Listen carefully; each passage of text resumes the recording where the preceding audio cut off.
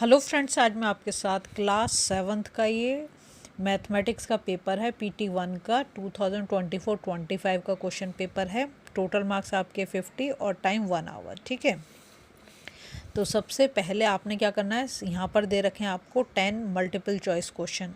ठीक है, इन्हें अच्छे से पढ़ो, समझो, उसके बाद करो।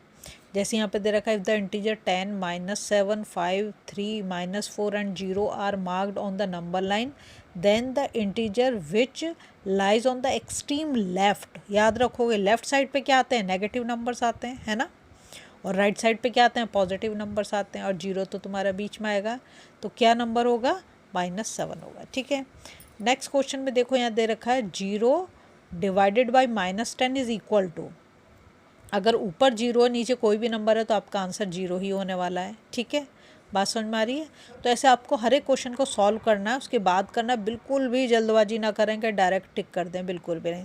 जैसे क्वेश्चन नंबर 4 में देखो, यहाँ दे रखा है, for a non zero integer a which is of the following is not defined. Not defined बोल रहा है, ध्यान रखोगे, अगर हम किसी भी नंबर को 0 से डिवाइड करें तो नॉट डिफाइंड हो जाता है।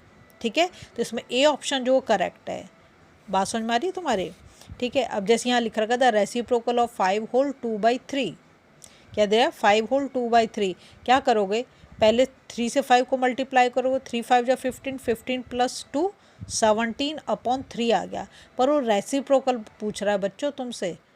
क्या पूछ रहा है, रेसिप्रोकल। तो क्या हो गया फिर तुम्हारा रेसिप्रोकल, रेसिप्रोकल हो जाएगा तुम्हारा 3/17। बात समझ में आ रही है। ठीक है, तो इसमें डी ऑप्शन तुम्हारा करेक्ट हो जाएगा।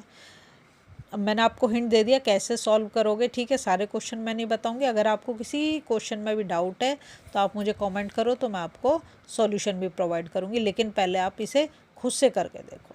ठीक है, वो बहुत ज़रूरी है। अगर आप खुद से नहीं कर पा रहे हो तब मेरे को कमेंट करो, तो मैं आपको सारे ही आंसर प्रोवाइड कर दूँगी। लेकिन पहले आप खुद से ज़रूर करके देखो। ठीक है बच्चों, देखो तो यहाँ पे ऐसे तुम्हारे 10 वो दे रखे हैं MCQ।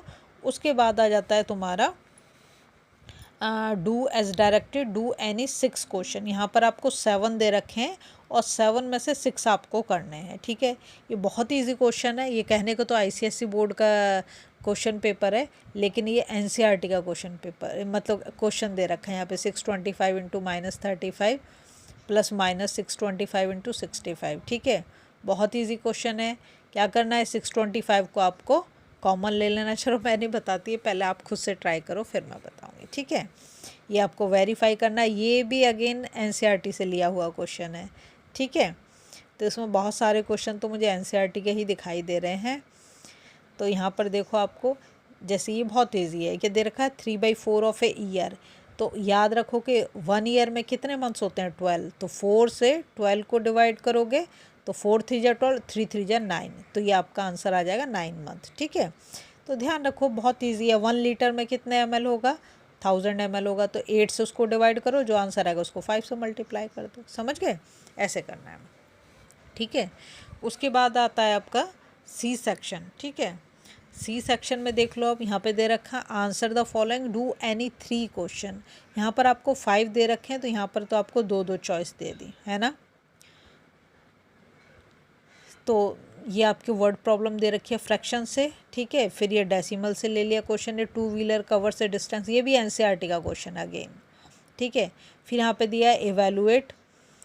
यहाँ पर आपको बॉड मास का ध्यान रखना है, बॉड मास अप्लाई होगा। ठीक है, और फिर दे रखा है सिंप्लीफाई। यहाँ पे भी आपको बॉड मास का ध्यान रखना है। फिर दिया फाइंड द वैल्यू ऑफ। ठीक है, यहाँ पर ये दे रखा है आपको। अगर आपको वीडियो पसंद आ रही है ना, प्लीज़ लाइक शेयर सब्सक्राइब कर दें, फॉलो